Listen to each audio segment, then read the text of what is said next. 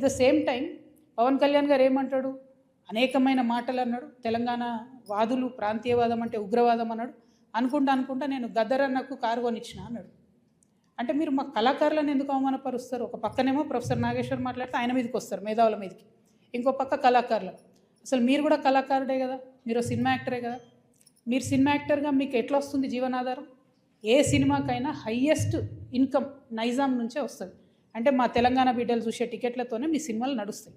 Highest income నైజామే, highest collections.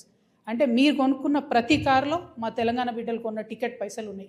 మీరు కొనుక్కున్న ప్రతి భూమిలో మా తెలంగాణ బిడ్డలు కొన్న టికెట్ పైసలు ఉన్నాయి. మీరు మా గద్దరన్నను పట్టుకొని నేను కారు కొనిచ్చినానని ఆయన చనిపోయాడు. మీరు కొనిచ్చిరో కొనియలేదో ఎవరికి తెలియదు. కానీ జనరల్గా ఏమంటారంటే మనం ఒక మంచి పొజిషన్లో ఉన్నప్పుడు కుడి చేత్తోని దానం చేస్తే ఎడమ చేతికి తెలియద్దు అంటారు.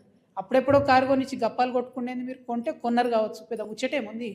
ఆయన ఎన్ని ఫోక్ ట్యూన్స్ దొంగతనాలు చేసి మీరు సినిమా పాటలు పెట్టుకుంటలేరు. ఇచ్చిర్రా ఎప్పుడన్నా రాయల్టీ మీరు ఫోక్ ఆర్టిస్టులకి? ఎప్పుడన్నా ఫోక్ ఆర్టిస్టులను ఆదుకున్నారా? చిన్న నిర్మాతలను ఆదుకున్నారా? పక్క రాష్ట్రాల్లో ఎట్లా చేస్తారు, తమిళనాడులో అక్కడిక్కడ వాళ్ళందరూ.